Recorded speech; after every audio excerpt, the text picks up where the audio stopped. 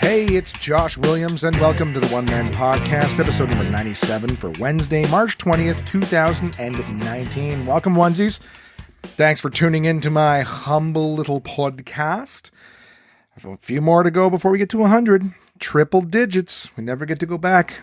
Never get to go back. So much time together. Thank you for everyone who's been here right up until now. Thank you for everyone who's joined in and continues to listen on the reg. And that's short for regular. I said reg, R-E-G. Anyone who listens on the rag, well, it just gives you more reasons to be upset with me. I'm probably not I'm not a good coping mechanism. Gross. What a way to start the podcast, guys. Happy belated St. Patrick's Day. I hope you guys had a good time. The alcoholics Christmas, a day where you're not frowned upon for just tying one on. I'm going to tell you guys about how it's been going with these here internet teeth, as I call them. Been wearing them solid every single day. I have been eating better throughout the entire process, though I'm not seeing the numbers coming off the scale yet. That's disheartening. But, I mean, I'm eating better, not having I had a kale salad tonight. God, it's disgusting. So fucking gross. I don't know how people do it. I think you just go, it's that or nothing, and then people just eat nothing. And then they start to lose weight. I think that's how it works. But I tasted a lot of whiskeys this week. I had some fun with friends. So why don't we just fucking get into it? And I'll see if I can keep this as short as possible. I have no idea if you guys are enjoying the shorter episodes now or if you liked them when they were longer. And I would meander on and on like I was dancing in a meadow, nowhere to go, nowhere to be, and taking my time. Well, I'll just keep it short. I had some fun times with friends last week. I've been talking about that game I played, Fog of Love, that I played with Crystal and Chris's wife, Rebecca. I actually busted that game out for Jason and Noreen to play, and it was so funny.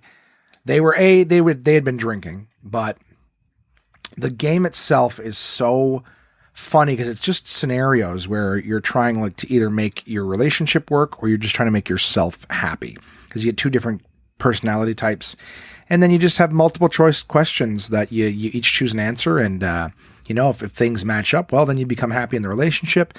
But if things don't, maybe you pick the answer that would better suit your character, right, and make them happy. So it's funny. This was so funny because I'm always making fun of Jay for being a shit boyfriend.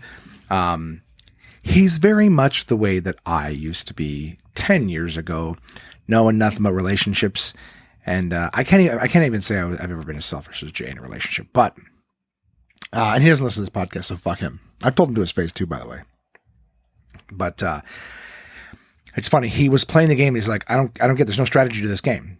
And I go, what are you talking about? And he goes, it's easy. I just look at the card. I see which answer would be better for my player, and I just make my guy happy. And I'm like, yeah, but you also want to try to make your relationship work too. No, why? Like, the funniest thing, he didn't understand the concept of compromise.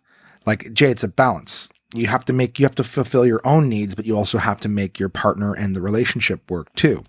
So sometimes you're going to sacrifice what you want in order to make the other one happy. And he didn't get it. He's like, no, I don't get why. Why would I do that? I'm trying to get points, right? I'm trying to make my guy happy.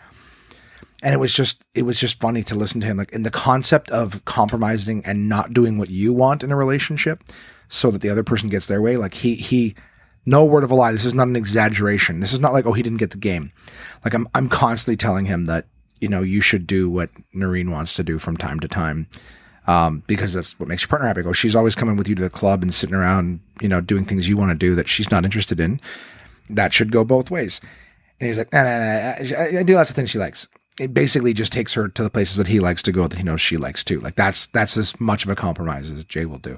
But anyways, watching him play this game that's basically plays like a relationship, and him not like saying there's no strategy to this game, just do everything that your person wants. I'm like, no, that's the selfish thing to do. Anyways, at the end of the game, his character was very happy in the relationship, and Noreen's character was sub-zero happy. Like, you get points for tracking your character's satisfaction, they call it. and his satisfaction was in the 20s. Hers was, I think it ended up being like -4 or -5 after all of the subtraction. So basically like his real relationship with her. He's happy. She's incredibly unsatisfied. That's a good word for it. Hilarious to me. Absolutely hilarious. So much so, I thought of this before, but even the other night listening to it was too much fun. I want to find somebody and I want to do a bonus episode of the podcast playing that game. Just because, like I said, the scenarios that come up, the game could work very well audio-wise because you're just basically reading and talking about your characters. And then you read multiple choice questions and you reveal who answered which way. Very, very funny. I think with the right partner, it would be a very fun game to play on the podcast and just have this relationship unfold, listen to it destroy itself or not. Who knows? I think it would be absolutely hysterical. And it's a bonus episode. If you want to listen to it, cool. If you don't, you don't. I also hung out with my buddies Peter and Ivan, just had a cool little night going over to their place. I believe that was last week after I recorded the podcast. I headed out there. I also did a spot at Absolute Comedy on Thursday night. They were doing 2 shows upstairs and down. And so I hopped on to do an extra guest spot and I played around with some new material that I sort of just winged, like off the top of my head or whatever. The show was tight to begin with, but, and I was only doing like 7-minute spot. It's hard to get your feet under you with some new material with a 7-minute spot, but I digress. I could have been more prepared. So the set went fine, but when you're doing something new, you want to leave the stage feeling like, oh, that was good. Like they really enjoyed themselves. That was really fun. But that didn't happen. I went out and I talked about my fucking internet teeth, and I think that's about it. And I got like, laughs, some laughs, but it was a downstairs room. It's a little bit tougher. Who knows? I've been hungering to do new material lately, and I've been playing around with some ideas, but, still trying to find a way to get that fire lit under me. Right. So, that spot went okay. And then after the show, myself, Simon, Jason, Noreen, and the headliner this week, last week I should say, he's hosting this week, Tommy Savitt, the Tommy Llama. I did a nice episode with him last year, so check out the Tommy Savitt episode. All right, One Man Podcast interview with Tommy Savitt. It's a great interview. Anyways, Tommy's a great dude. We all went to the cigar bar, smoked some sticks. It's one over on the Quebec side at the Hilton, but we went there for my birthday last year, and it was a real good time. Had some cigars, had some scotch, shot the shit. Jason is not a cigar smoker, so he came and he sat with us for a little bit, but it basically was just myself, Simon, and Tommy smoking some sticks and having some laughs and shit like that. We had a good time, good convo. I talked to Tommy about maybe having his character be like a sort of on a regular basis check in with us here at the podcast and just offer some words of wisdom.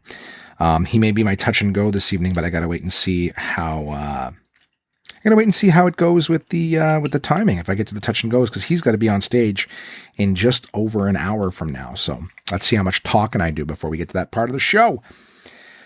Simon and I also did a little bit of a whiskey tasting here at the house. I've got a few different bottles of whiskey. Simon's got a few different bottles of whiskey. So on one of the nights last week, we sat here and we just sort of sipped us some whiskey. We watched Spider-Man Homecoming because Simon had never seen it. And the funny thing about that is, you don't really feel the whiskey coming on, but we got ourselves good and whiskey drunk that night.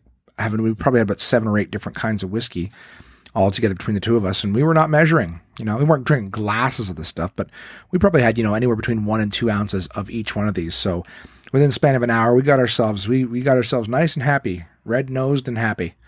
Couple of dudes watching a stupid superhero movie, drinking whiskey. It was a good time, guys. I don't know what to tell you. We had a very, very good time sipping those spirits. On Saturday, again, just burning through my week like it's nothing.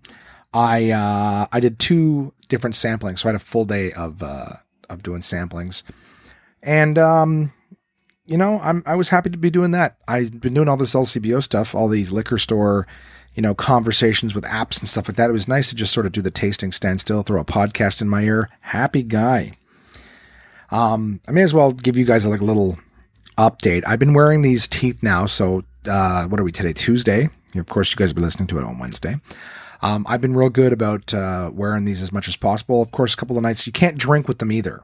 So when I take them out, I'm trying not to have them out for too long because, they got to be in for as long as possible to be effective.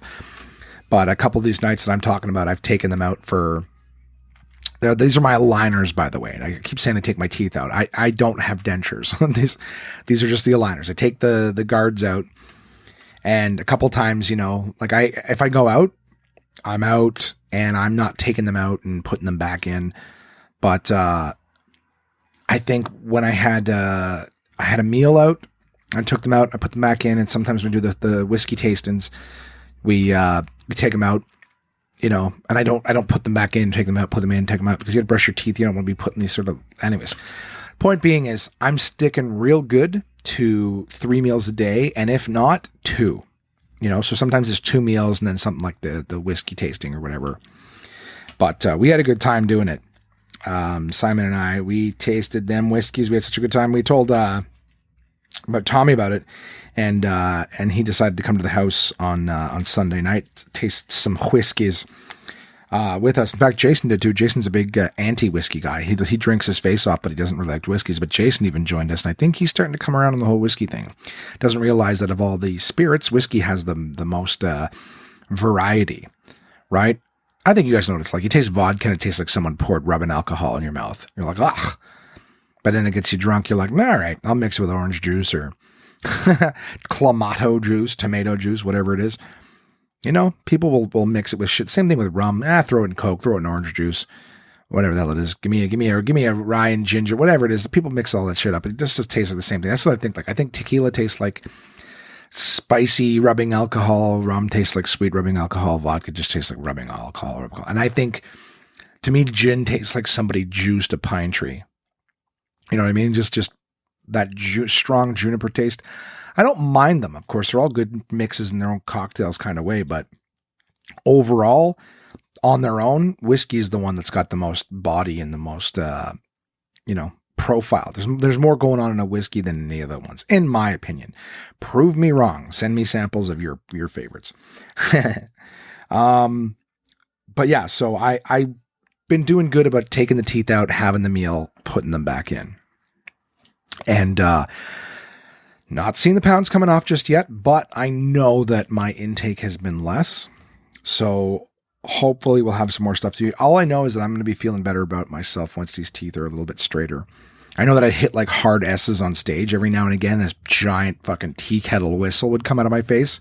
No denying where it came from because it went right into the fucking microphone. And everyone just looks around and I'm like, well, that's making... sound like the fucking gopher and Winnie the Pooh. Shay there, shunny. I can't do it now. I got the guards in.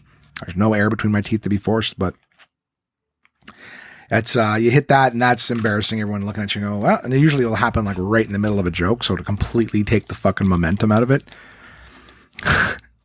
But, yeah, whatever. That'll fix that, right? Theoretically, got my fucking diffuser going here in the room with, what was the, I think jasmine, or what the hell is the one? Oh, eucalyptus. I got my eucalyptus diffuser going right now. Man, I'm so new age, you guys. Sitting here like a hippie with my diffuser, my books about mindfulness, eating my kale salad. Just kill me. Just kill me. What's the point of my being here, right? I don't need this shit in my life. Just sitting here. I'm trying to think, like, I'm looking at the stuff here and I'm like, is there anything here that was particularly funny this week? I'm like, I found a lot of stuff funny this week. Okay, so get this. I did my double samplings on Saturdays and I just came home and did nothing because I got home late, exhausted. I did another one on Sunday and then I had a show. That was St. Paddy's Day. I had a show St. Patrick's Day at the Lieutenant's Pump. Decent little turnout for a small little intimate room. That was where I took my teeth out and ate my meal. They gave us a really nice, Yorkshire pudding was their special tonight. So I said, fuck it. Yeah, if we're getting a meal, I'll take your Yorkshire pudding. I didn't know what Yorkshire pudding was.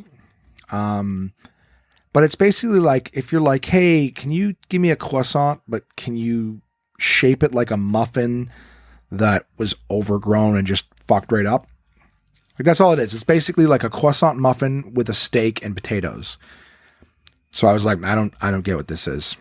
I don't get why is a fucked up croissant and a steak a meal? Why do you call it Yorkshire pudding? It's basically like they forgot to put the sugar in the fucking muffin too. You know what I mean? It's this goofy little thing that plops up, falls over, and they're like, hey. Like, that was Britain's idea of making... Only in Britain would something so bland be considered pudding. You know, I fucked up this muffin. Well, what would you do to it, Nigel? I forgot to put the sugar in it. I put twice the amount of baking soda in it. It fucking exploded. Well, we ain't got time to fix it now. Let's call it something else. Yorkshire pudding. Pudding. It looks all kind of run all over the place. Throw it in the oven. It'll cook. Yorkshire pudding. It wasn't disgusting. It was just a big letdown. You know, you always hear about Yorkshire pudding. People, oh, Yorkshire, I'll have to have the Yorkshire pudding. Just order a fucking muffin. Get a steak, order a muffin. I don't fucking get it. But that's what I had. I did, did some of these same jokes I did on Thursday. Tried them again with little to no prep because I've been fucking working every day. And went about as well as I expected them to. I tried a couple other little new things too, but I really need to be disciplined and just sit down and write. I say it all the fucking time, guys. I'm going to keep saying it till I drive myself crazy, and feel free to, shame me, call me and shame me, or message me, or hey, send me an email, contact@onemanpodcast.com. You know, I'd love to hear from you. Because I'd really like to get some of these jokes. Like, I've got all these new ideas and I'm writing them down, which is great. I never used to do that. I would just forget them. So I'm starting to write all these fucking ideas down.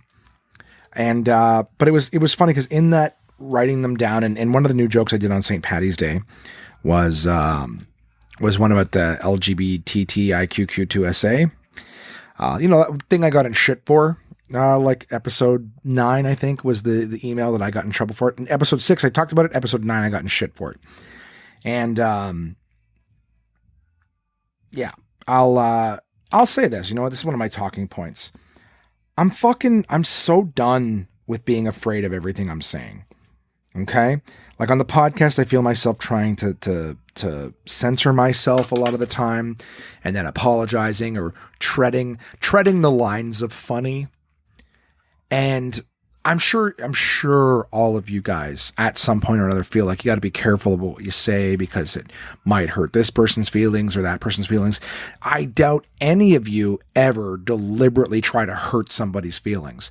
But the amount of shit that you can't say now that might trigger somebody else, and I've tried to be good about it, and I feel like I've neutered myself so much in the trying to not hurt anyone and, just be careful of people's feelings. Fuck it. You can't, like, I have been 2 years now on this podcast afraid of accidentally saying something that would hurt somebody. And you're still getting shit no matter what. You can try your hardest and there's still people waiting there to give you shit. I swear to God, you're like a fucking prison inmate walking down that aisle and there's fucking animals on the cages of either side of you. You know what I mean? Just reaching out, trying to grab you and catch you with something. It's so fucking hard to tread this fine line of never upsetting anyone. It doesn't matter. While you're looking over your shoulder one way, another arm's coming at you the other. They'll grab you and they'll fucking ruin your life. They just can't wait for you to slip up because their lives are perfect, right? It's people who are always going around giving people shit. I'm not saying hurt anybody, okay? If you're that fucking stupid that you think I'm trying to say, like, just go ahead and say whatever you want. I'm not saying that. I'm saying if your heart's in the right place and you're not trying to hurt anybody, then just fuck it. Just say what you're trying to say, because you can't even, everything's so diluted conversationally, right? Vocabulary, everybody's saying shit. Like, I hate myself when I'm like, hey, can I share something with you guys? Like, it used to be say like, hey, can I be honest with you? Yeah. Let me just be honest with you. I'm going to tell you something about me. I'm going to be honest. I like that. This whole, can I share with you? Let me tell you, when I share something dark on me, I don't feel like you've got any of it. I feel like I still have the full portion myself, right? When two kids are sharing something, they each get a portion. I feel like when I share, or when we share things with each other, I feel like it still mainly stays with that first person. The other person just heard it. It's like saying, can I show you some of the pie? But I'm still going to keep all of it, but at least now you know what it looks like. I might be hungry. That's why I'm making pie references. They're just the go-to. When it comes to fractions, they're a go-to fucking method. I mean, they've got their own currency, right? Pie charts. My point is that I think if I want to say something, I'm just going to say it. And we're now almost 100 episodes in. Hopefully a lot of you have been with me, for this entire ride. I think I've gotten to a point where you guys know that my heart's in the right place. And if I say something, I'm not trying to hurt anybody. I'm just trying to get my fucking point across and maybe be a little funny in the process. The only person who ever gave me shit on this podcast is someone who doesn't listen regularly.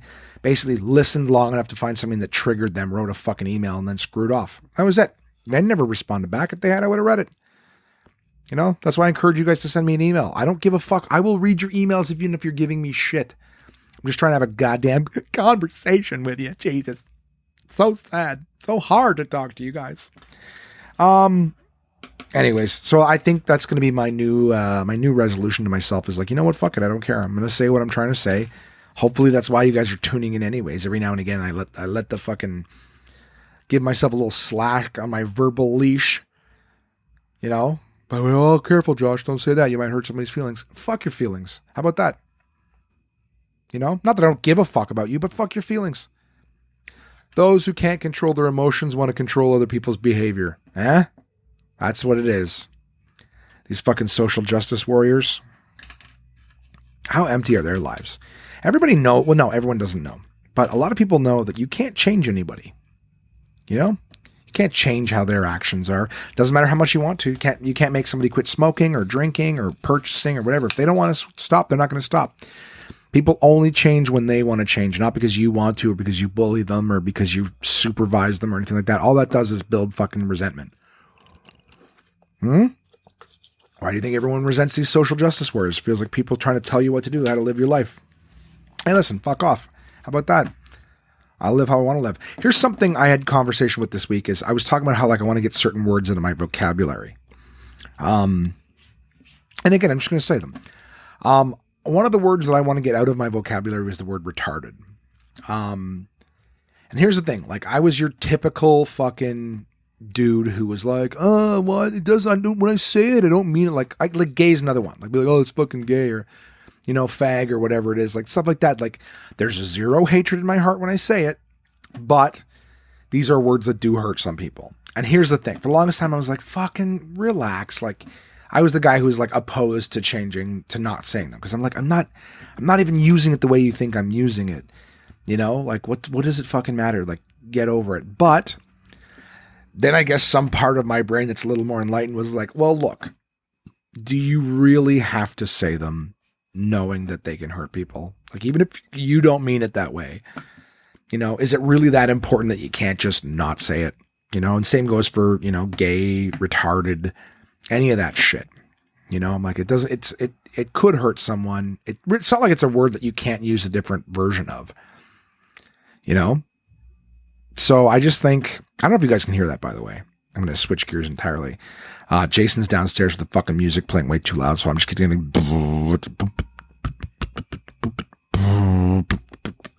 hopefully Auphonic clears it out, or you guys are just be frustrated like I am this whole episode. Back to what I was saying.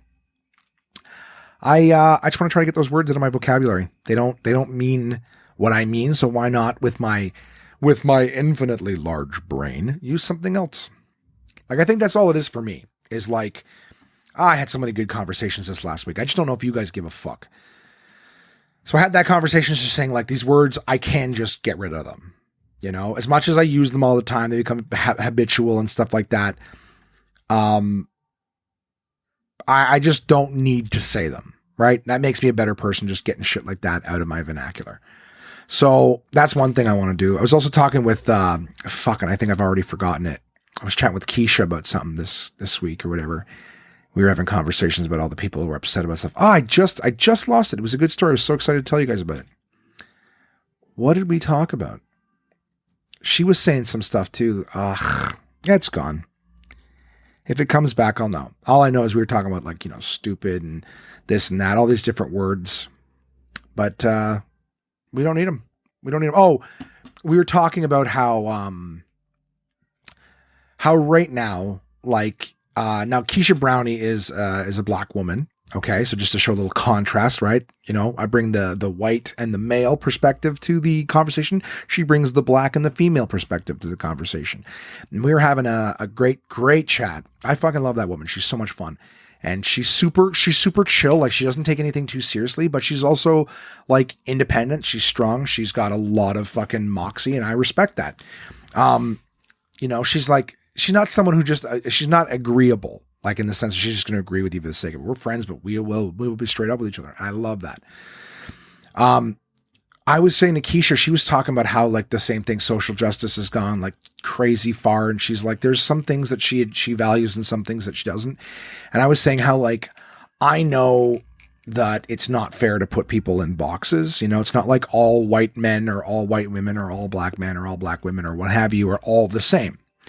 And I said, you know, her and I were talking about how like right now, there's a lot of conversations about how like men are this and men are that and men are bad and blah, blah, blah. And I said, you know what? I really don't have an issue with that.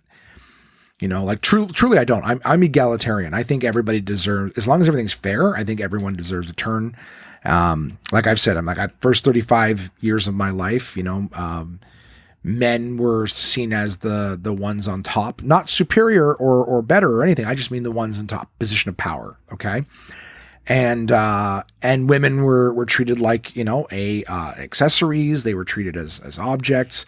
I'm not saying that's not still happening, but I'm just saying I was never a guy who treated women that way. I was never someone who looked at women as an inferior sex or anything like that. Like, I'm not that guy that everyone hates, but I'm in the same box because I look like them. And that's fine with me. I get that. Now women are in the position where it's like men are the worst and men are all garbage and men are all rapists and all this stuff and hashtag me too. And I get it. I said to Keisha, like, listen, I'm all for, you know, it being women's turn to be on top and to tell us that we're the inferior, you know, I totally think that's fair. I'm egalitarian. I just have an issue with calling it progress. You know what I'm saying? If you're going to swing the pendulum the other way, which it totally should, no problem. Just don't pretend like it's better now. Like that's the progress. It's not.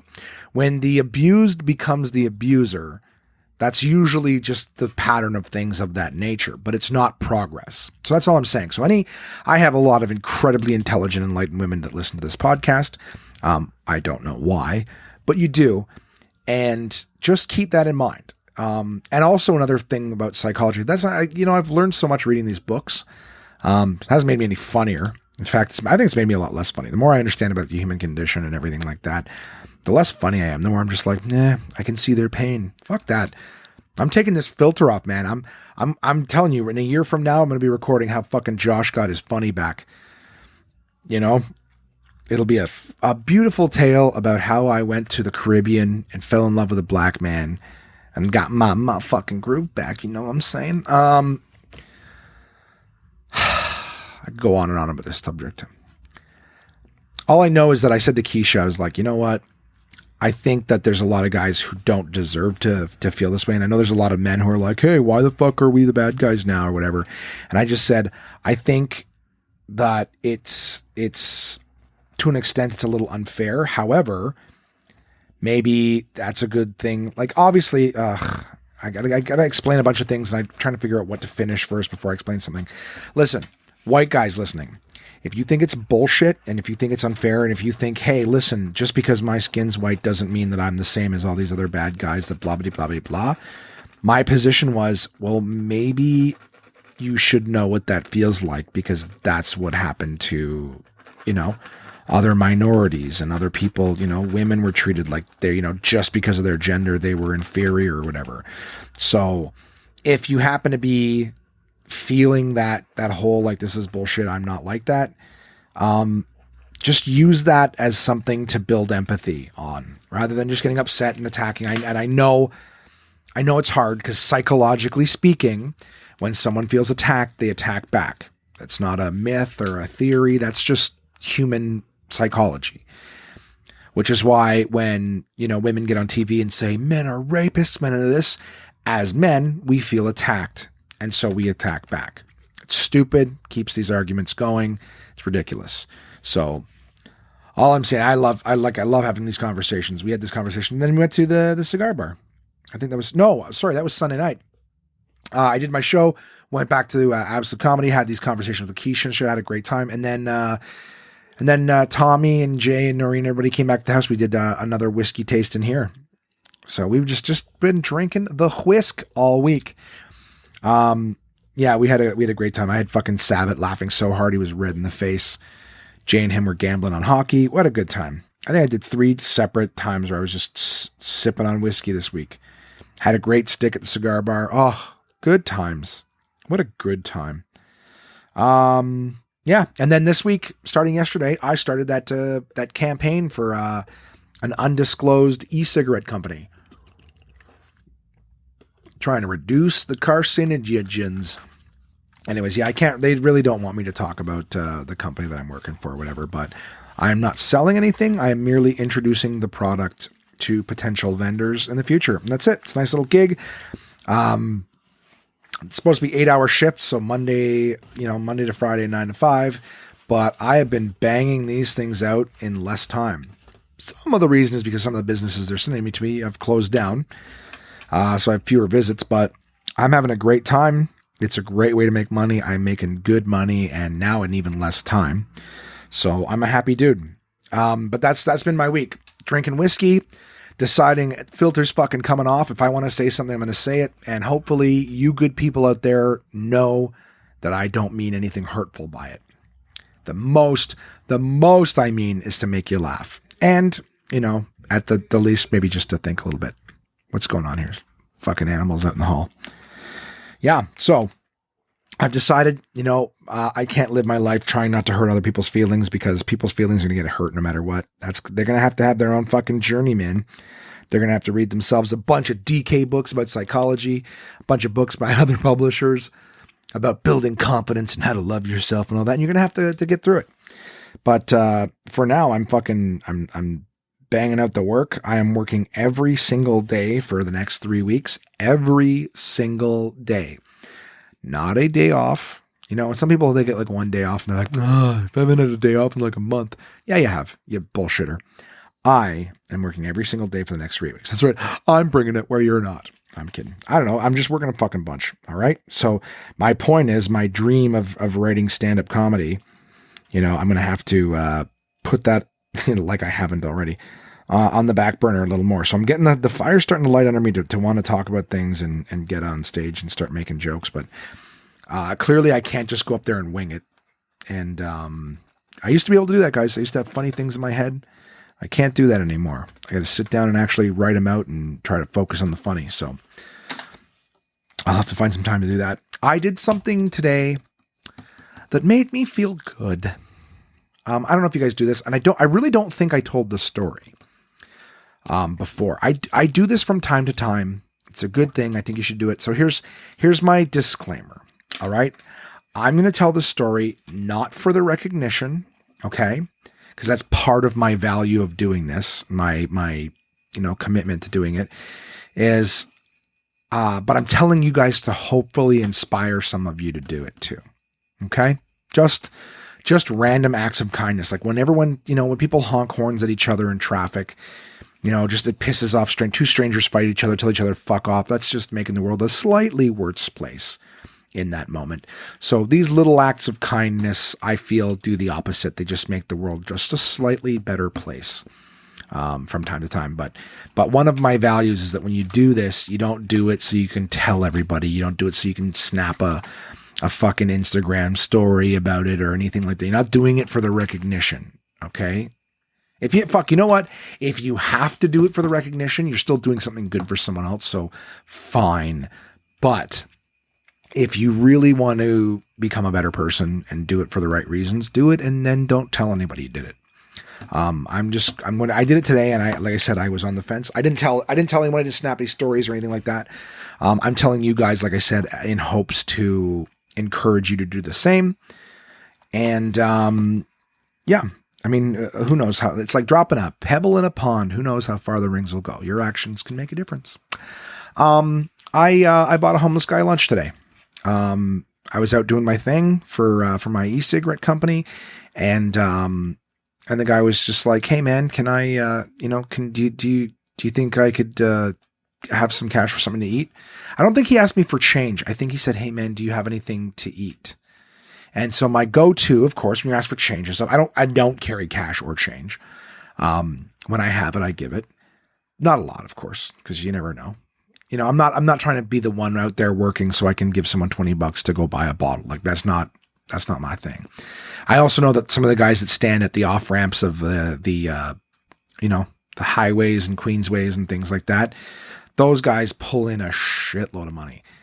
I think I've talked about this before on the podcast. I can't remember, but there was like one guy when I worked near Domino's who, like, I swear to God, he's got like limps in both legs. He's got his arm in a sling, cane in the other, like just laying it on thicker than fucking organic peanut butter with the oil out of it. You know what I mean? He's laying it on so fucking thick.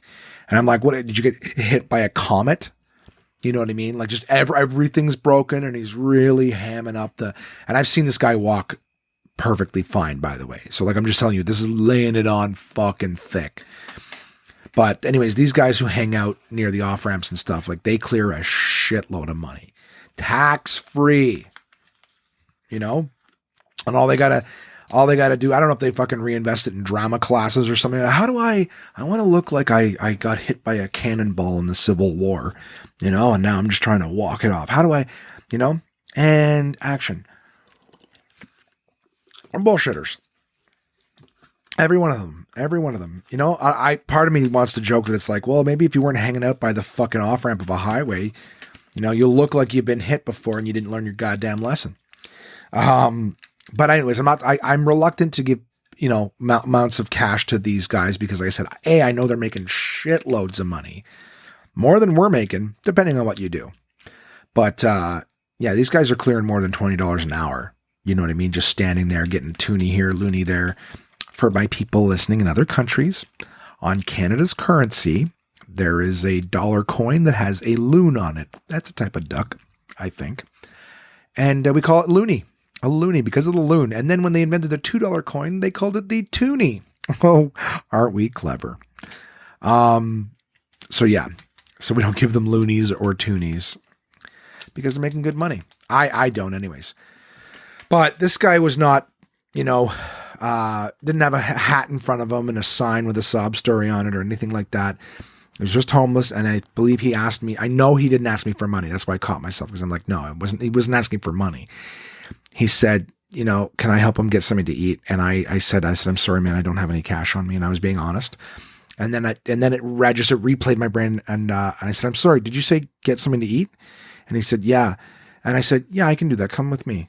And a few doors down, there was like a little pizza place. I brought him in. I said, you guys have slices? They're like, yeah. I'm like, you want to get a slice? Looked around. I was wearing my internet teeth, or I would have sat and I would have joined them. I would have got to know him a little bit. But that couldn't take my teeth out and brush them or anything like that. So no, I skipped the meals. I work hard. Fuck. I'm being a good bitch. But my point is I brought him in. I got the guy a slice of pizza. I even tipped the staff just so they wouldn't give him a hard time about, he's in there. If he wants to sit down out of the cold, eat his food, don't fucking rush him out the door or whatever, So that's it. Just do something nice for somebody, it cost me $5, guys, to buy a slice and give a couple bucks to the staff. $5 is what, a Starbucks coffee, and that's if you get like the small one. You can get a coffee. By the way, this is something random pet peeve. Starbucks coffees, guys, are not $5. All right. The lattes in these big foamy fucking drinks with 1,000 ingredients. Yeah. Those ones are more expensive. All right. The amount of people I've said they like Tim Hortons coffee. And I'm like, ugh, it's gross. I prefer Starbucks. Starbucks, $5 for coffee. Listen, coffee to coffee. It's $2 for a large at Tim Hortons. It is almost $3 for a large at Starbucks. Okay. Don't give me that. The coffee is leaps and bounds better. It's worth the extra $1, $1 fucking dollar. All right. That $1 you pitch the homeless guy, keep it for yourself. No, I'm kidding. Go against myself. All right. The off-ramp ones. If you're pitching a loony at the off-ramp fucking millionaires, those homeless CEOs wandering around there with their fucking tons of offshore bank accounts with all the coins you could possibly, like Scrooge McDuck, swimming around in fucking coins. All right. No, you spend that $1. Don't give it to those fucking drama professors. You keep that for yourself. You put that into your goddamn coffee. However, I am encouraging that if you see a homeless guy or whatever that wants food, give them a meal. You know, if you can walk into a place and buy them a burger or something like that, you know, you don't have like, I understand that for some people that can be scary, but I'm just saying they're usually not sitting in the middle of some industrial area. They're usually somewhere where there's stores or something, you know, run into the convenience store, grab them a bag of chips and a bottle of water. You know what I mean? What's that going to cost you? $3, $4? You know? And then, like I said, just do it to do something good for your fellow man. I'm not talking about every time you walk by a homeless guy. I'm just saying once in a while, you know, a few bucks for somebody in need. You know, I remember I did this in Montreal a while back, and I didn't talk about it then. I had the podcast, but I didn't talk about it then because, like I said, I wasn't trying to. I don't think I talked about it. Watch me fucking pat myself. I never talked about it. I don't bring it up. Like, yeah, you totally fucking told us about it. Well, I'm going to tell you again then, if that's the case. But I bought, I bought a homeless guy a coffee and a donut, and all I did was. I saw the guy outside asking for change for something to eat, and I just went into the Tim Hortons and I just said, listen, if I buy a medium coffee and a donut and give the receipt to the homeless guy outside, can he come back in here and get, you know, like whatever coffee, whatever donut? They're like, yeah, of course. So that's what I did. I said, I paid for a coffee donut. I walked outside, I handed the receipt to the guy and I said, this is good for a coffee and a donut. You go in and you pick whatever one you want. I don't know what you take in your coffee. I don't know what kind of donut you like. But I go, this is for you. Go inside and show it to them. They're going to give you whatever coffee. And he was like, thanks, man. Thank you. And, you know, that shit, like, what's that? That was like $3. But, you know, fuck. This is like the hippie shit that I'm reading. Here's the thing. If I can make one difference, I don't give a fuck if you don't care about anything else in this episode. 40 minutes. I remember looking down, it was 17 minutes going, wow, I'm done talking about last week. I'm blowing through these episodes now. The fuck was that? Ottawa Weather Live. It's freezing. Thanks for the fucking... There you go. See, even my Apple products are trying to bring me down. I'm talking about making the world a better place. Why are you reminding me that it's freezing? I'm inside. Check my location. I know you're keeping fucking tabs on me. You see where I'm at. I'm at home. I'm inside. Pants off. You tell me it's freezing outside? Ruin my fucking day. Which also means that I have the Wi-Fi on the iPad, so we can get interrupted with that at any point. All right. I'm all over the fucking map here. What was I saying? Oh, these hippie books I read, Becoming a Better Person. Here's the thing. If you take nothing away from this podcast today, other than this, just know whatever is going on in somebody else's life, we don't know. All right. For the most part, you know, friends and family, of course, but you know, some stranger who maybe cut you off in traffic or pulled some bonehead mistake, you know, rather than just fucking laying on the horn and telling them to go fuck themselves, you know, you don't know what kind of day someone could have. Somebody could have just got like, I mean, I know this is going extreme, but just varying degrees of someone could have been just told that they had cancer. They're on their way home from the doctor. Their head's in the clouds because they just got given their fucking death stamp, you know? And they make a fucking mistake in traffic. You know, I'm not talking about speeding and then slamming into, like, there's certain levels of accountability, but somebody does something a little stupid, doesn't quite pay attention or whatever, makes a mistake. Don't eat their lunch, man. Like, probably the last thing that they need to feel is that, like, everybody around hates them or whatever, or that they're fucking, you know what I'm saying? I'm just saying we just never know what's going on in someone else's life. So someone makes a mistake or whatever, you know, just, and how much better are you making the world by just turning into an asshole and making them feel bad? Right? Like, at the end of the day, what's to be gained from making another human being feel bad? It shouldn't make you feel better. To make someone else feel bad shouldn't make you feel better. If it does, then that's on you. You know, that's something that maybe you should look into. But all I know is that kind of thing has been a big difference for me. It's made me a lot less funny because, man, when I used to try to tear a strip at people, I'd come up with some funny lines. But at the end of the day, I know that, you know, making it's what bullies do, man. You make 5 people laugh and ruin one person's fucking day. That's not worth it. That's not a good trade, you know? But that's all I'm trying to say is, when you're out there fucking doing your thing and angry, you don't know what people have been through and what's to be gained by making the world a worse place by just shitting on somebody. Somebody fucks up. Just try to be empathetic. You know, forgiveness is a really cool thing. You know, I used to get into it with people fucking just dumb shit. Somebody jumps in front of you at the gas pump or something like that. Just get out and yelling, what the fuck is your problem? It's like, at the end of the day, You know, I make mistakes now and I apologize. I just apologize, even if it's not really my fault, just to diffuse it, you know? And I've had people be very kind afterwards. You know, they get a little excited and it's like, you know what? I'm very sorry. I apologize for making that mistake.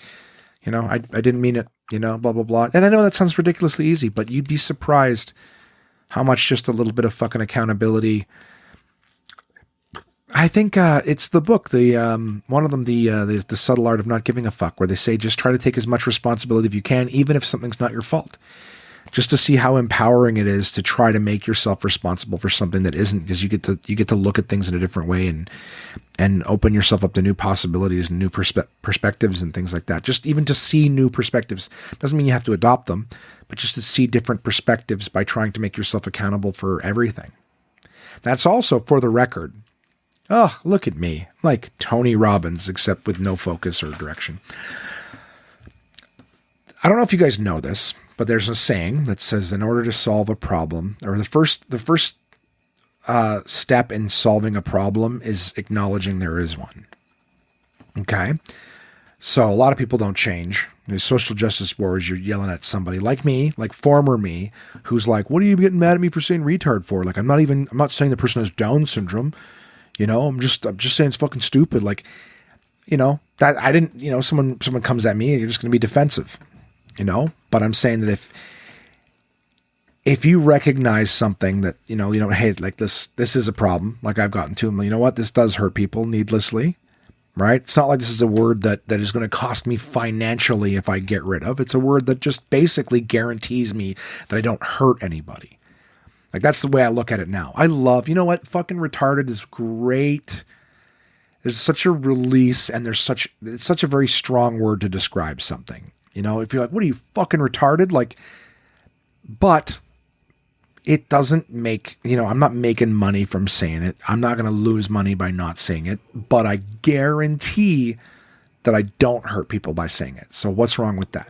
Right? So for starters, the problem is, Josh, you use a word sometimes that hurts people or that upsets people or makes them uncomfortable. Right? So in order for me to move forward with that, it's to go, yeah, recognizing that, yeah, I don't need to say that. It's not important and I can get rid of it. Another town hall meeting. That's what I call them when everybody starts chatting outside the fucking bedroom. We have our town hall meetings outside. It's usually it's around one-man podcast recording time. Anyways, so this whole, you know, recognizing, you know, solving a problem, first step is recognizing there is one. That's a good thing, you know, just recognize the problem. But what's cool about that too, is that a lot of people, like, here's the thing. I don't know if you guys know this. I'm going to share with you. I'm going to share. Can I be honest with you? One of the things is, I don't know if you guys know this, but, when people are trying to say, like, oh, it's not my fault, it's this, they make excuses, they're trying to not be accountable for it, right? And to not be to blame for it. And the reason we do that is that when we're not responsible for it, or it's not our fault, or whatever it is, it means we're not in control of it. And if we're not in control of it, there's no way we can change it, right? I mean, I can't do anything different because it's not my fault, because it wasn't my fault. It's not in my control. And a lot of people, when there's things in their lives that they don't like or whatever, it's easier for them to try to pretend like there's nothing that they can do about it, right? Because when there's nothing you can do about it, you don't have to change it. And the fun thing about being accountable, right, is trying to be accountable for things, is it's actually empowering. That's why another part of that aspect of being accountable for everything is it gives you power. It sucks to feel like, oh shit, I might be doing something wrong. But if you stop and think, well, wait a second, if I'm the one doing it, if it's my fault, if I'm accountable for it, if I'm the one, then it means I'm in control. And that means I can change it. So if you look for things in every different scenario of your life and you're like, oh, how can I be responsible for this? Like, I got an employee who's late all the time. How could this be my fault? You know, and you look for it and you can try to you start to find aspects of it that you're in control of and things that you can, you know, change and whatnot. I'm not saying that you can't change anybody else. Okay. I still stand behind that. I'm just saying that it makes it a little bit easier to figure out what things you're actually able to change and what other people are able to change. It's just empowering, man. Like, changing yourself and aspects of yourself doesn't have to feel disempowering. It can feel really good. I know I've made a lot of positive changes in my life as soon as I was like, okay, if I'm accountable for everything, that means I'm in control of everything, and that means I can change everything. You know, feeling like you're in a position where you can make the changes is pretty fucking cool. But I digress. I mean, I still have a ton of things. Like, guys, I'm responsible for my fucking weight. I'm responsible for what I eat. I'm responsible for all these things. Doesn't mean it's going to change right away. Just being responsible and acknowledging that you're accountable for it doesn't mean it's going to change. It just means that you have a very big hurdle that you don't have to overcome in order to solving that problem. You've already done the first step, which is acknowledging that it's there and knowing who's accountable for it. And then it's empowering because you know that if you want to make a change, cool, that's entirely up to you. All right, yakety yak, yak, yak. I probably lost everyone listening. So, having said that, I thought this was a comedy podcast. Some fucking guy preaching shit we already know through and through. Well, fuck you then, huh? That's my message to you right after saying, be good to everyone. Don't get upset. I don't even know it. I'm just sitting here insecure that you guys don't like me being serious and not funny. As I continuously sip water around my internet teeth. Yeah, so do that. Buy lunch for a homeless guy. Stop making your problems everybody else's. You know, take accountability for your shit. Take my advice. I'm not using it. How about that? No. That was my week, guys. All right. Just be good to people. Everyone makes mistakes. Smoke cigars, drink whiskey. All sorts of good messages that I got in there. Guys, it is time for my partners at portablepress.com. Uncle John's Bathroom Readers. And this week, speaking of everyone makes mistakes, I picked an article. I love reading these. All right. This is from Uncle John's awe-inspiring bathroom reader. The article's called Oops. All right. Everybody makes mistakes, guys. Everyone makes mistakes. Some of them are particularly funny, and they may even put them in a book, which will really fuck with your self-esteem if you weren't consenting to the story being publicized.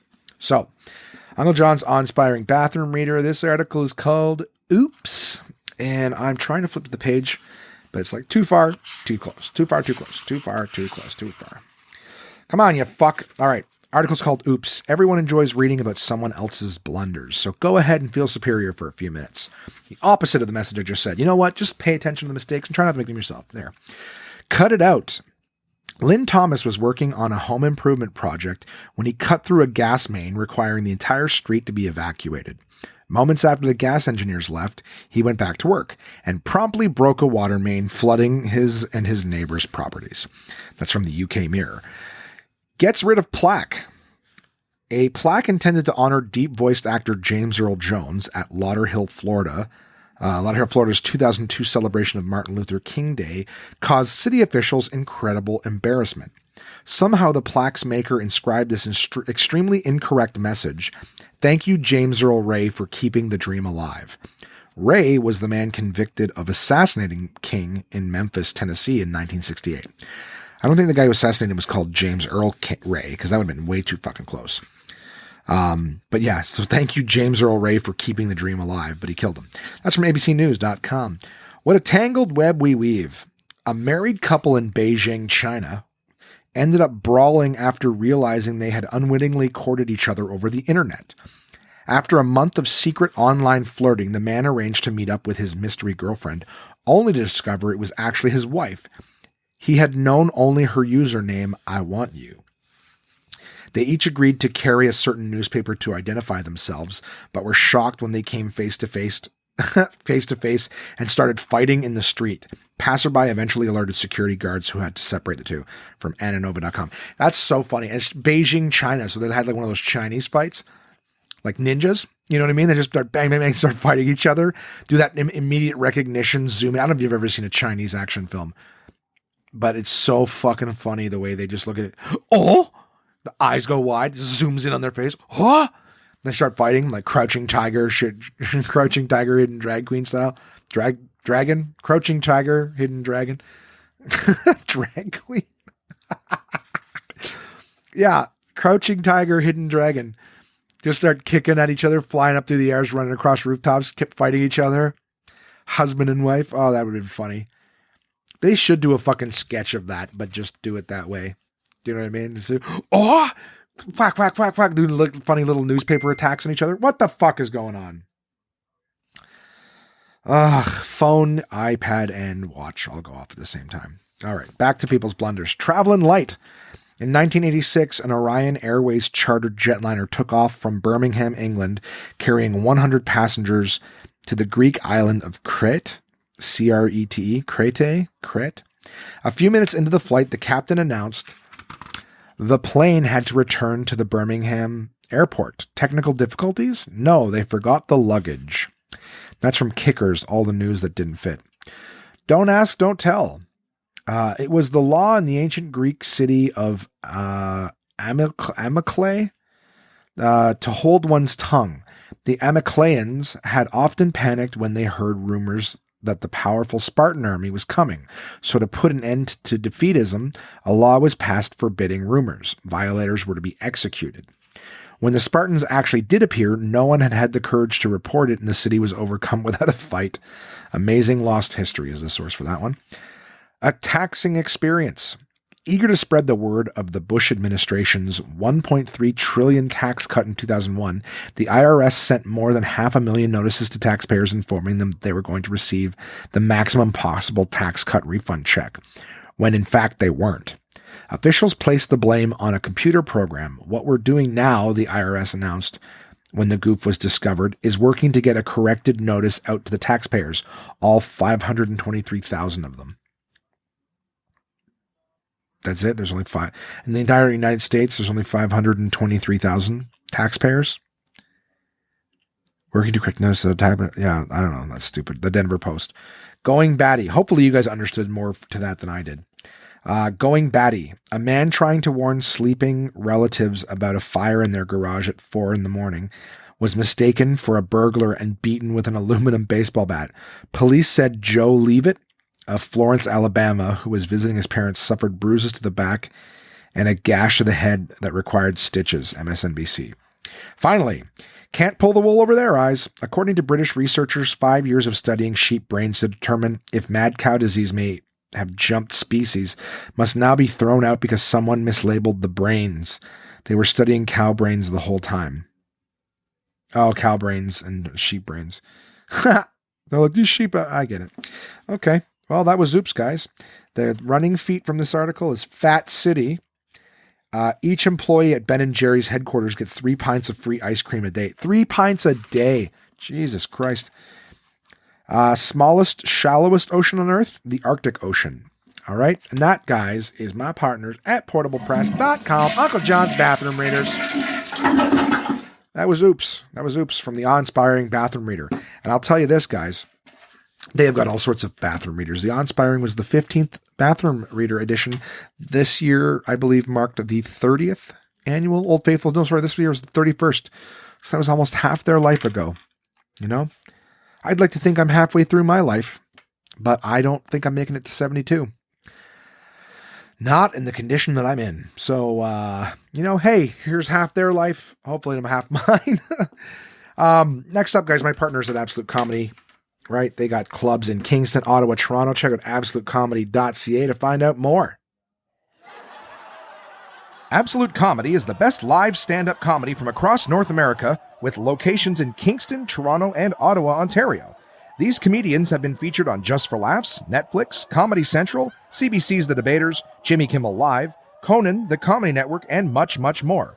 Go to absolutecomedy.ca to see this week's lineup. Planning a night out is easy with dinner and show packages available at all locations. Live comedy is a great choice if you're organizing a celebration, fundraiser, company outing, or corporate event. Want the show brought to you? They'll send comedians to your venue with performances tailored to your event, creating a night of laughs your guests will love and won't soon forget. So for showtimes, ticket prices, gift certificates, special shows, and more, head to absolutecomedy.ca. Again, that's absolutecomedy.ca for the best live stand-up comedy from across North America. And we're back. What else we got going on? Right? Got partners. I got one more partner. Did I forget him? No, I did not. On the same episode that I've been talking about drinking, several different drinking episodes, for myself, not episodes of the podcast, of course, but just lots of different drinking. Well, my partners, guys at DK, Dorling Kindersley, they have put out a fantastic book. Is it about drinking 3 nights a week, Josh? No, but it's about wanting to drink 3 nights a week. Actually, no, this book, this is a great book. I've been meaning to get to it for a while. I just want to make sure that I gave it its due time. And I wanted to make sure that I'd gotten a chance to read a reasonable amount of it first. And it's going to seem odd to some of you, but it is right up the alley of a lot of my close friends. Guys, DK has released an outstanding book called What's My Child Thinking? Practical Child Psychology for Modern Parents. It's for ages 2 to 7. Okay. And this book is really, really, really cool. Speaking of psychology, maybe that's why it was in my head so much this week. You know, I factor a lot of psychology in all the time, but this book is great. The way it's broken down is it's basically, there's a great intro in it. It's great telling you about how your child's mind works and things like that. But the book is basically a bunch of scenarios with flowcharts showing you sort of what your child says, and then what your child says, and then what you might think or say as response, and then what they think or what have you as a response to what you say, and all the different things that can be going on between your child and you. And of course, they break down the scenarios, these different scenarios, into the age group that they're in. All right. So it's from 2 to 7, but a lot of scenarios are for 2 to 3-year-olds, 4 to 5-year-olds, 6 to 7-year-olds, just breaking it down and when they're saying something, what it means to them, why it is that they're reacting that way. And the first chapter starts off with a really great sort of exercise for parents. The first chapter is called What Do I Want for My Child? Or What Do You Want for Your Child? And it's kind of cool because it's a great book that's very woke in the sense that they do refer to he and she at times, and they do refer to, mother and father at times. But the entire book, they've said, is designed for anyone who's single parent, who's co-parenting, for gay, straight, and transgendered couples, also for friends and teachers, for caregivers and things like that. So it's not designed, if you're one of those, let's put it this way, if you're one of those people I was talking about earlier who's just sitting around, you're one of those animals in the prison just trying to snatch at anybody who walks by to make, give them shit for something. Don't. All right. This book's not designed for that. It's designed to help everybody. But going back to what I was saying before is the first section gives you exercises. So if you are co-parenting, there's a great exercise in the beginning that just talks about your own childhood experiences. And it basically encourages both parents to sit down and answer these questions.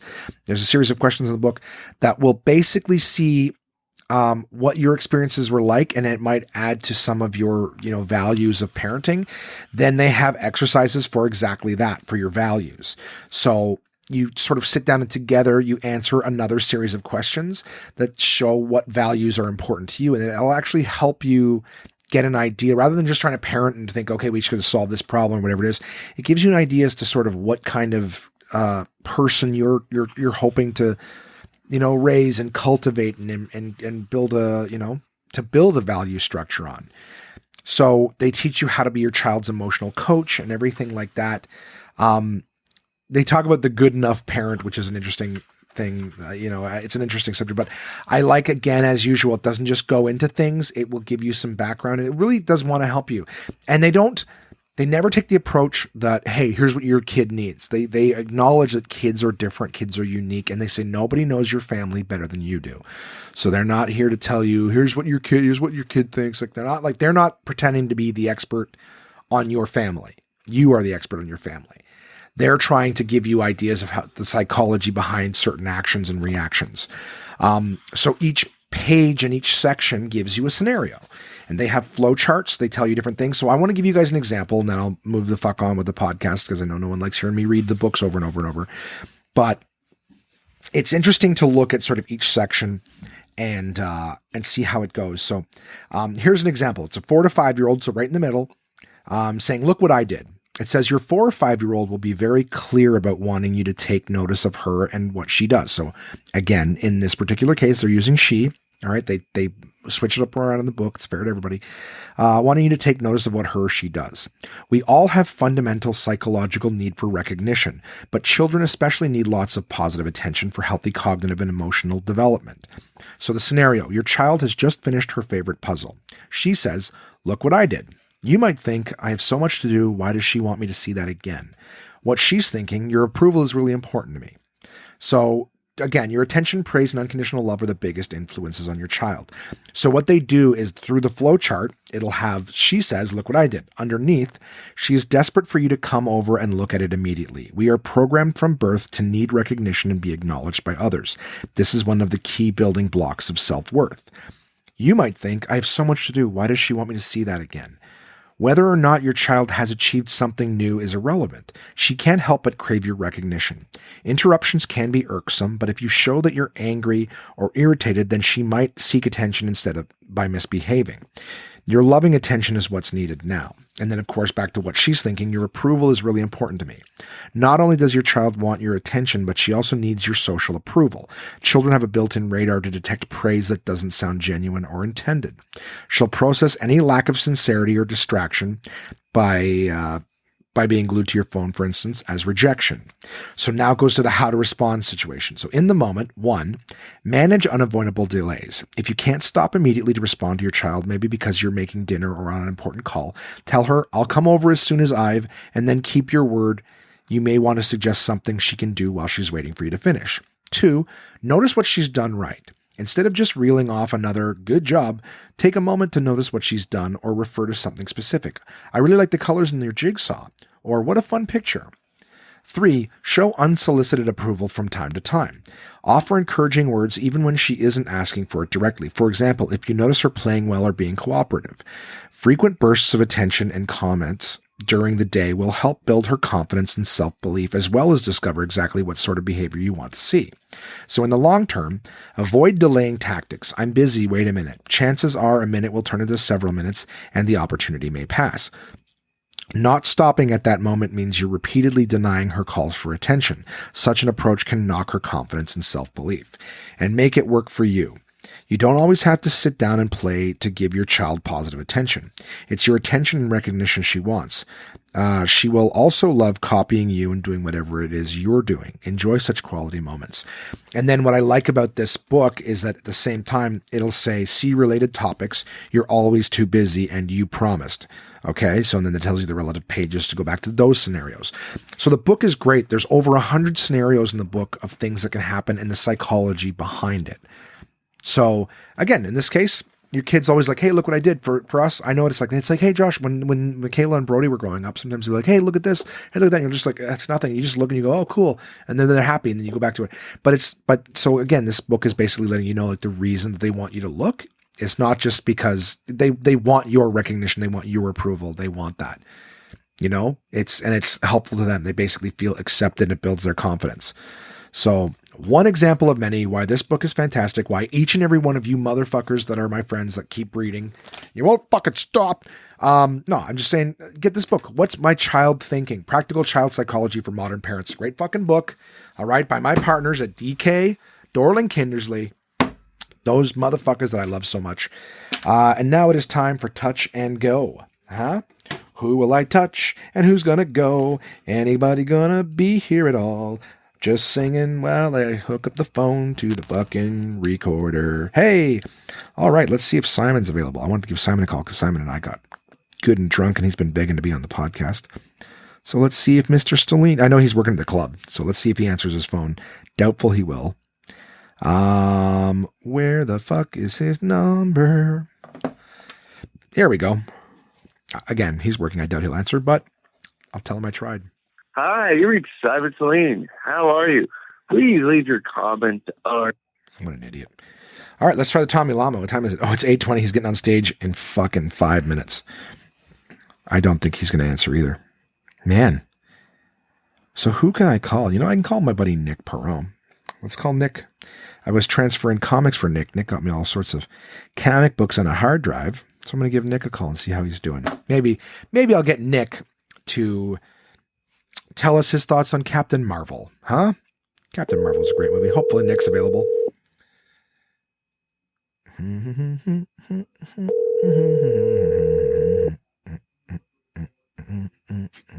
Hello.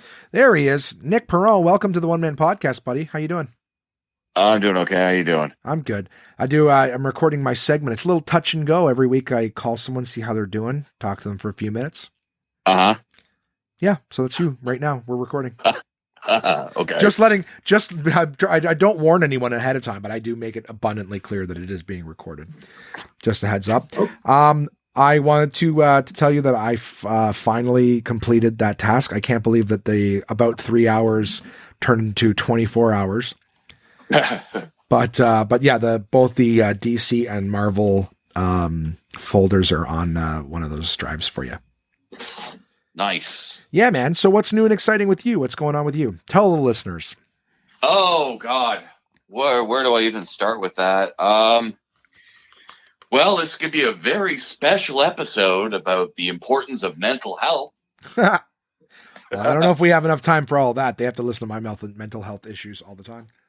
Oh well, no, I've been I spent some time away from comedy for during the winter months because been dealing with anxiety and depression and on and off all sorts of different wonderful anti-anxiety medications, and it's been a rough couple of months because of that, as it's trying to figure out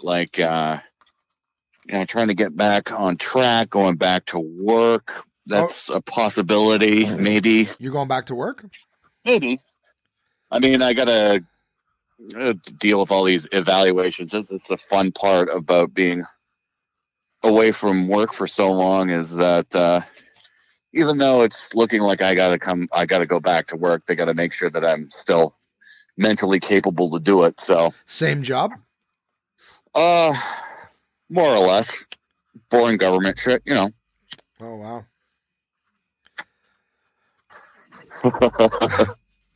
Well, everyone on the podcast knows I have no interest in doing those jobs, so thank God you might be doing them instead of me. No, I'm joking. Oh, well, it's basically, it's the job they're going to have me doing is basically making sure programs work properly. Hooray! It sounds really riveting, but it sounds awful. It pays the bills, right?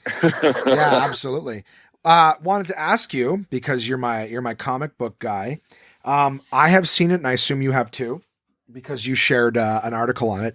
I gave a probably piss poor review of Captain Marvel. Why don't you tell people what you thought of Captain Marvel? You do usually write. Do you still write for a comic website?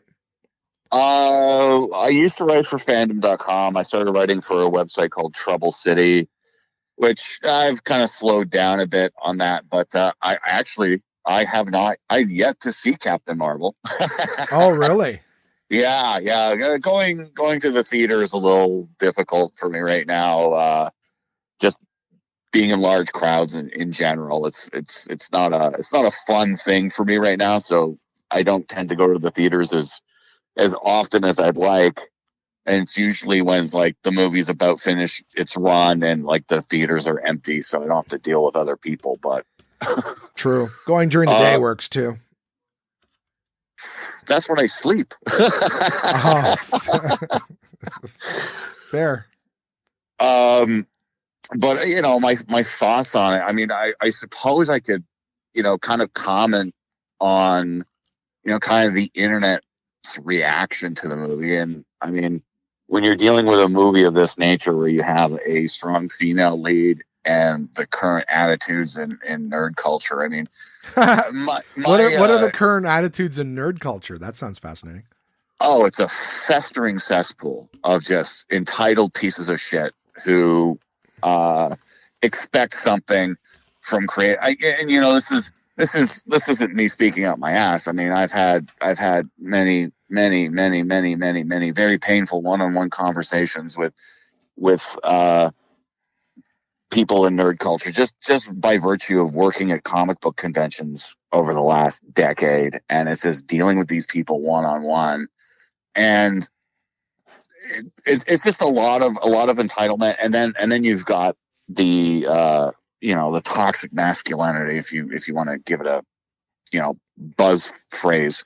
I've never found the comic book nerds at conventions to reek of toxic masculinity. They reek, but it's yeah. I mean, there's definitely a contingent that has hygiene problems, but but I mean, in terms of is it something that you outright see at conventions? Not so much. I think that's more of the reclusive, stay in mom's basement type of nerd, because I mean, when they express themselves on the internet, there's a certain degree of anonymity, right, in what they're saying. So when you go to a convention, I mean, it's and I mean, most conventions are trying to purvey this atmosphere of like it's a safe space, so no harassment, no this, no that. People harass at conventions?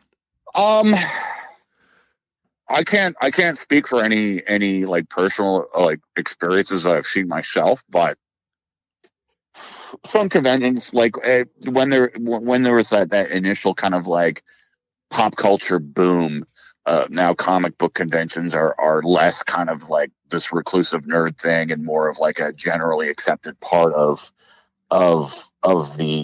culture. So now it's like pretty much anybody and anybody is into it now. So it's not just like the nerdy guys who couldn't play sports in high school. Now it's everybody, men, women, children. It's more socially acceptable than it was when I was in high school. So there's all those cosplayers there now too. So all the fucking recluses who are afraid of women are like, "Girl, run!" Well, I mean, it was. I can see most of her boobs. It was more the attitude that I mean, cosplayers in particular dealing with harassment. So like women are dressed up as whatever character, and that character, depending on what your opinion is on what is considered appropriate attire. Some of the outfits are what's the right word I'm looking for here? I'm not helping you with that one. Risque. I mean, risque is fine. But it's like, oh, she was asking for it, Nick. Is that what you're saying? No, absolutely not. But like some of the unwashed, as I will refer to them as. That's funny. They have this attitude that, oh, hey, you're dressed in a skimpy outfit, therefore I can objectify you, and I mean that's totally wrong. Are you having a second cigarette right now? Oh yeah. Oh yeah. Remember, kids, smoking is good for you. but no, the attitude is, and when you take a look at the comic book industry as it was in like before this sudden boom in popularity, especially if you take a look at comic books in the 90s, women were just depicted as sex objects. Like you take a look at a lot of particularly a lot of the independent comic books at the time, and Marvel and DC kind of followed suit because they figured this was going to be the moneymaker. But you take a look at the comic books that were published in the 90s by like Image Comics or Chaos or Vampirella. There's always women in skimpy outfits with impossibly large breasts. Their nipples were always poking out of their costumes. So there's always this sort of an erection right now. No. Good. That was my intent. That's what I was hoping for. I'm like, go on. This is like 50 Shades of Nerd right now. Yeah. Well, and I mean, that was kind of. Can I ask you a question about comic books, Nick? Yeah. How come in Japanese comic books, there's always like schoolgirls with horns and tails getting fucked by aliens with 12 cocks? Oh, you're speaking specifically of hentai, which is it's just. I mean, that's just another kink, really. It's just a form of pornography. But when you take a look at Japanese culture, though, in terms of like, is that what happens? Anime, like, is this an unsung thing? Like people. This is a real problem in Japan. These schoolgirls are getting fucking octopus raped all the time, and there's nobody doing anything about it. Well, I don't, to be honest, I don't have my finger on that. Is octopus raped the proper terminology? I'm joking. That's not funny, but it's also not happening. And why do they have horns? Why do they have horns and tails? I feel like that's someone's like, I want to fuck a chick, but I kind of want her to look like a goat at the same time. Can she have horns and a tail? A lot of because a lot of like anime and stuff like that, there's a lot of depictions of women in schoolgirl outfits or with horns or tails or kind of anthropomorphic characteristics to them. I would strike that up as modern myth building, really. But also at the same time, when it comes to Japanese culture, I mean, they don't necessarily have the same attitudes towards the human body. Oh. The human body, I was gonna say. So like the idea, like if you open up, let's say, an issue of Dragon Ball, okay, uncut Japanese Dragon Ball, there's uncut, a chance like uncircumcised. No, actually, Goku is not circumcised, but I'll just toss that out there. But I mean, there are issues of Dragon Ball. You open up and there's like a kid wearing no clothes, his dick's out. But the attitude there is like, well, it's a child, it's not a sexual thing, and that's kind of like the attitude there. Or the idea that like bare breasts, well, hey, it's titillating, but it's not exactly scandalous. So, I mean, their ideas of nudity are not quite as restrained as the North American culture. Like, and that's why you haven't gone to see Captain Marvel yet. Just bringing it around back home. No, I'm kidding. You were talking about the nerd culture, about like the toxic masculinity and stuff like that. So is it usually directed at the cosplaying chicks? I think it's directed at women in general. And really? Like you're not supposed to be here, you're a girl? Yeah. So female fans, female creators, cosplayers, the whole line. Like if you take a look on like the message boards and stuff like that about comic books, there's a lot of griping and hemming and hawing about how, let's say, for example, because Marvel is creating or promoting a lot of stories where it's a female lead, or it's a female version of a character that was traditionally male, or if it's a character who, like Miles Morales, the new Spider-Man, because he's half black, half Hispanic, or things that have been that kind of shake up the old status quo. Right. A lot of fans get really defensive because in their worldview, it's like, well, white manly men are the ones that are heroes, and this is just smacking of political correctness and whatever. I think that argument is bullshit. It's not a sign of political correctness at all. Do you think any of these companies give a shit about political correctness? No, they're just in it. I think they're in it for whatever is most profitable. And yes, now that it's becoming a huge part of popular culture. And I mean, you take a look back, 10, 20 years ago, the attitudes were like, well, comic books are only for teenage males, so that's the only market they cater to. Right. And now it's the point where it's like, oh, hey, other demographics are interested in these sorts of this type of media. So I mean, the idea that you have comics now where like, oh, you've got a female Thor, or Wonder Woman's a man. That would be kind of cool, actually. I think that would be hilarious. It's still called Wonder Woman. Yeah. Oh yeah. And I mean, the idea is like, yeah, I mean, the companies, I mean, they're getting writers and talent in that, those people are kind of socially conscious and socially kind of with the times, so to speak. So like when you have like a Captain Marvel series comes out and it's a female writer and it's a female. Probably a better example would be Miss Marvel, the new one, Kamala Khan, who is Muslim, and the writing team fit with the character, because I mean the whole point is to write a believable character. Well, how are you going to write a believable character then? Hiring people who've kind of lived that sort of experience. So I mean, not the superhero part, obviously, Right. but the alter ego part, the alter ego, exactly.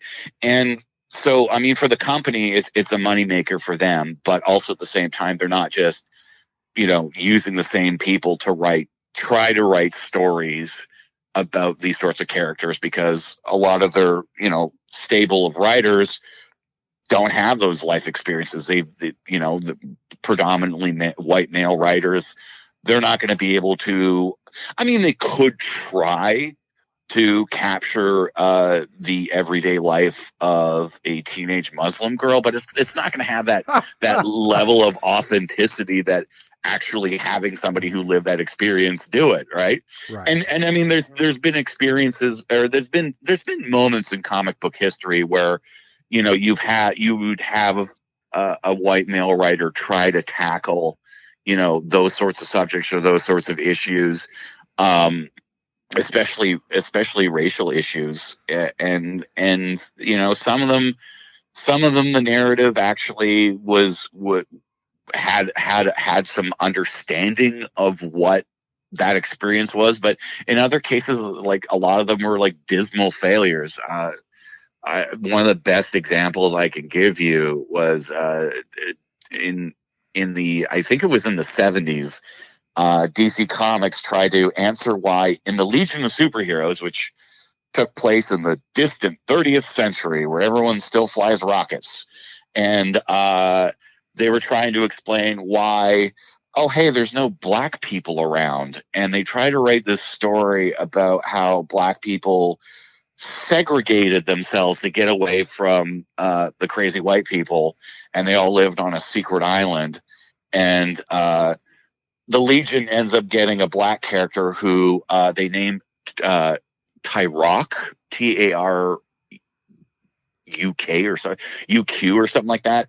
But I mean, the whole idea was like, oh, well, here's why this happened. But it was just so utterly tone deaf. And, it was an attempt to be inclusive somehow, but it just ended up being more racist than if they just didn't even bother,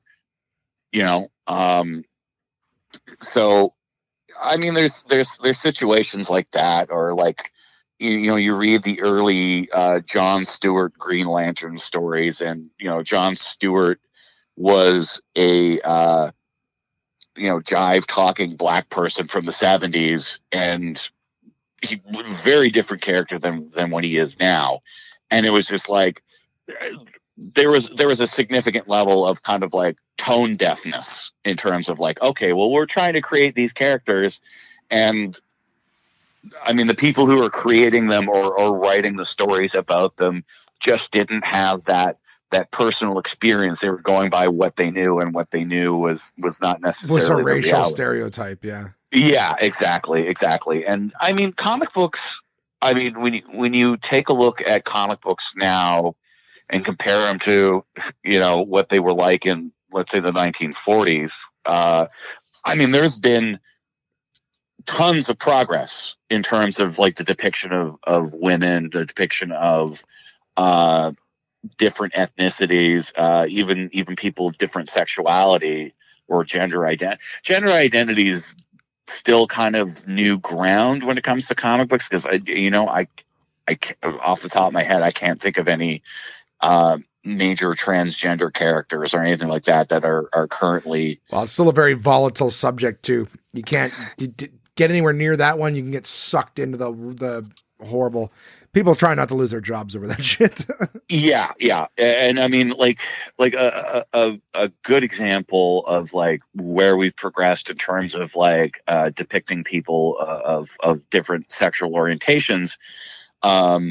Marvel Comics' first kind of foray into that was with the character North Star, who was in Alpha Flight, and when they first introduced the character, the editors at Marvel had John Byrne, who wrote the original run of Alpha Flight, downplay this. There was this one story where it's heavily implied that Northstar is gay because he had this special friend who helped him through the awkwardness of his teenage years, but it was supposed to be like right up front, like this character is gay, but they had him downplay it. And if you go, I think it's Alpha Flight number 8. I could be wrong. Somebody's anyone who wants to look this, I'm no joking.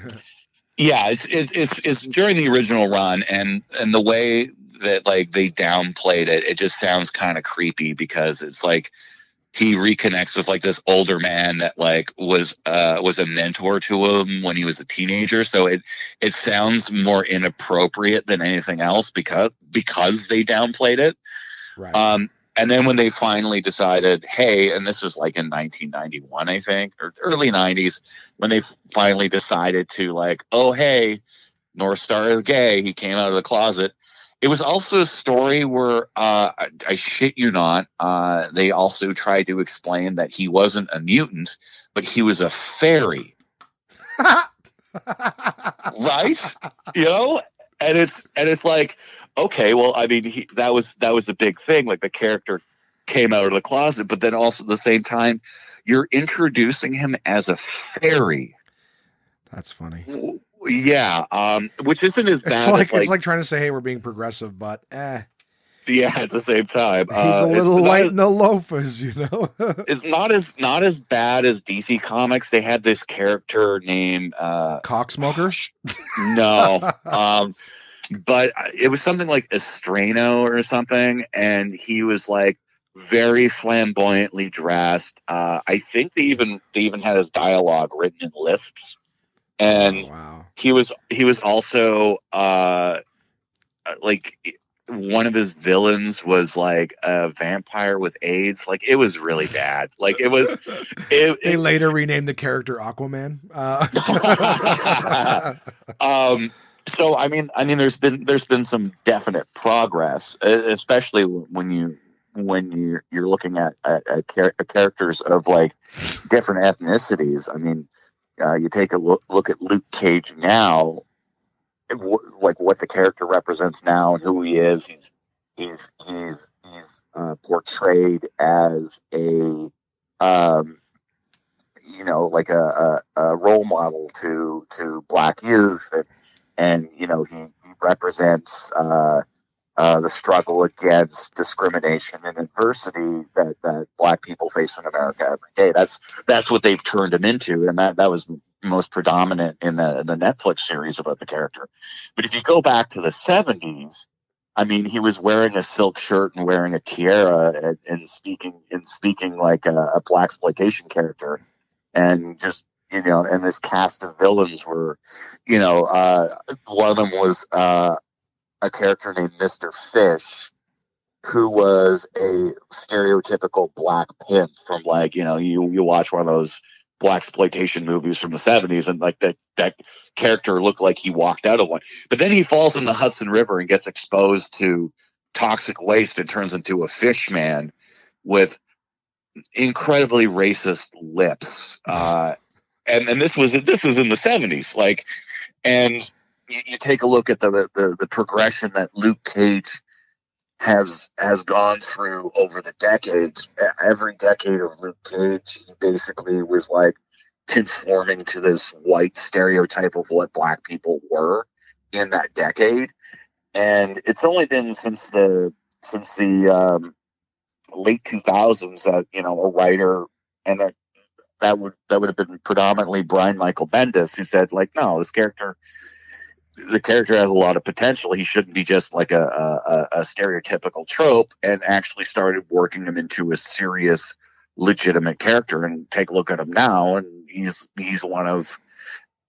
not one of the most popular Marvel characters, but I mean, he's come a long way from where he was in the 70s, where his series was being canceled every week. But right.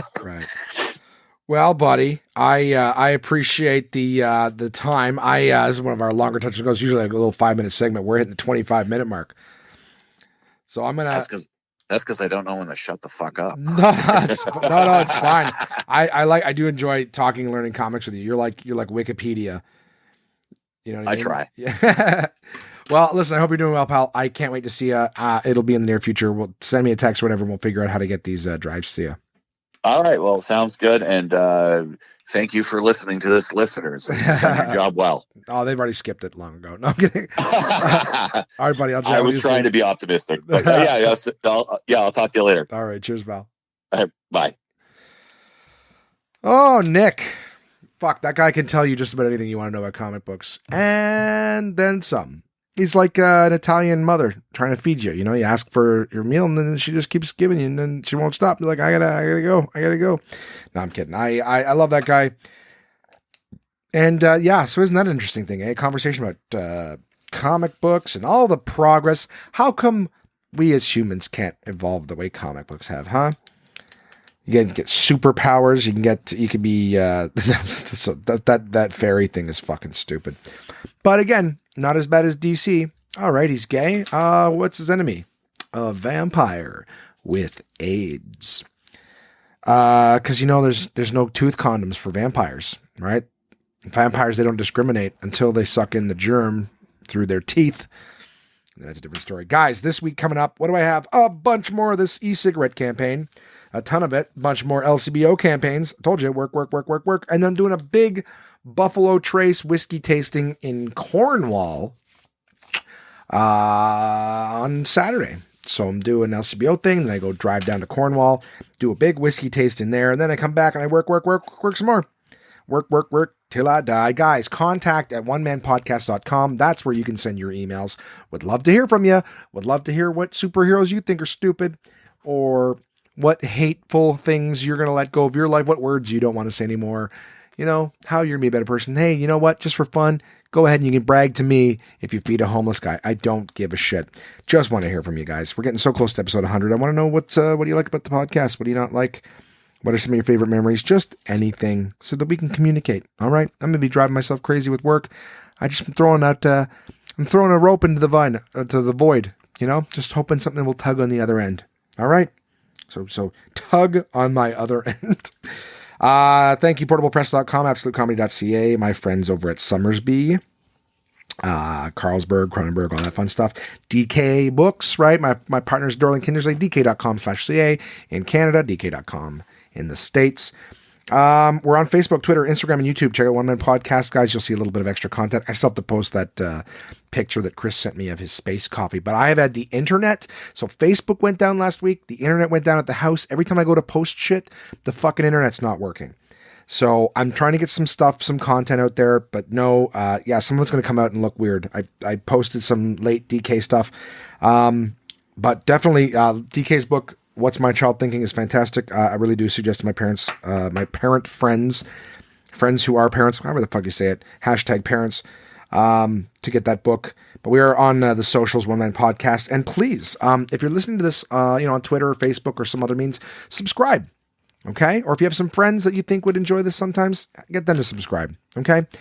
We're on iTunes, Apple Podcasts, Spotify, Google Play Music. Give me a 5-star rating and leave a review. That'd be great. It helps me get seen by others. Thank you guys for listening. Listen, this is a longer one. I thought it'd be a shorter one. It's a longer one again. I hope you guys have a great week. Don't work too hard. The sun is shining in Ottawa now. The weather is getting a little warmer. So hopefully everybody, no matter where you are on this planet, you are coming out of the other side of this winter thing. I hope you had a couple of laughs with me this week. I hope to have all sorts of goofy stories for you next week. But in the meantime, I will chat with you soon. Is that a weird thing to say? I think it's a weird thing to say. In the meantime, I'll chat with you next week. How about that? Go have fun. Feed a homeless guy. Jerk off to some weird anime porn. That's terrible advice. Jerk off or finger thine self. Double click thine mouse. Right? Wiggle the bean. Don't flick it. That seems painful. Don't flick it. You can massage your bean. This is a terrible sign off. Guys, I'll talk to you next week.